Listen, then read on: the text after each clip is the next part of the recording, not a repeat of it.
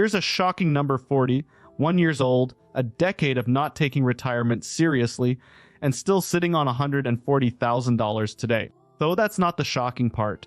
The shocking part is what this person sees every day at work, and it's not what you'd expect. Hey Profiteer, Eric here. Welcome back to Real Money Stories, and today we're digging into a post from the investing subreddit that isn't a cry for help. It's more of a warning shot. This one comes from someone who's actually doing it right, and they're baffled by how many people around them aren't. Let me read it to you in their own words. 41. At my job, I have a 401k and will hopefully have a pension by the time I retire. I was always having 5% taken out since I've been here, and in the last 2 years upped it to 7%, and now 9% pre-tax, and now 2% Roth. I maxed out my Roth IRA this year for the first time, and I'm sitting at $140,000 in my retirement accounts combined. I didn't take investing or retirement seriously for years, but now am doing what I can so I don't starve to death when I retire.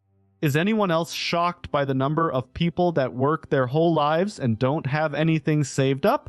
$100 a month in a growth fund for 20 years would at least be something to help with expenses later in life, but people would rather have a $1,200 car note while making $3,800 after taxes a month, or go to Disney World every year. When I say investing, I mean safer bets like mutual funds, ETFs, and index funds, not a meme stock or crypto. I didn't know if it was just me that's been noticing this and became the old guy at work telling these young kids to start saving and investing now. Okay? First thing I want to say reading this, I love this guy, genuinely. He's not bragging about the $140,000. He's frustrated, almost worried, watching coworkers make decisions whose ending he can already see long before it dawns on them. That's not judgment, that's pattern recognition, and it comes from a good place. I've been writing about money for over a decade now, and the thing that pattern always comes back to isn't intelligence or income. It's automation versus willpower. The people who save consistently mostly aren't smarter, they just built a system where the decision only gets made once. So let's talk about what's actually going on here, both for the 20, something this guy is trying to reach, and for anyone watching who recognizes themselves in the $1,200 car note. First framework, pay yourself first. It's an old phrase, but it still holds up. The idea is simple. The moment money hits your account, retirement savings comes out before a single bill gets paid or a single dollar gets spent. The original poster already lives this. He didn't decide on 9% pre-tax plus 2% Roth in one sitting. He built it up 5%, then 7%, then 9%, ratcheting a little higher every couple of years. And here's why that order matters. Willpower is a limited resource. It gets used up by every other decision in your day, but a payroll deduction doesn't ask you anything. It just happens. If you're starting from zero, the next step isn't save more. It's automate something, even something small, this week. Second framework, and this one's straight out of the post, the power of compound growth, sometimes called the rule of 72. Divide 72 by your expected annual return, and that tells you roughly how many years it takes your money to double. At a historical stock market average, that's somewhere around every 9 to 10 years. The original poster's own math holds up here. $100 a month into a growth fund for 20 years isn't life-changing on its own, but it compounds into real money specifically because it's given 2 decades of runway. And here's the mechanism people miss: the early years look boring. The growth in year 3 is small. The growth in year 18 is not. Most people quit during the boring years, right before the curve bends upward. Now here's where it gets complicated.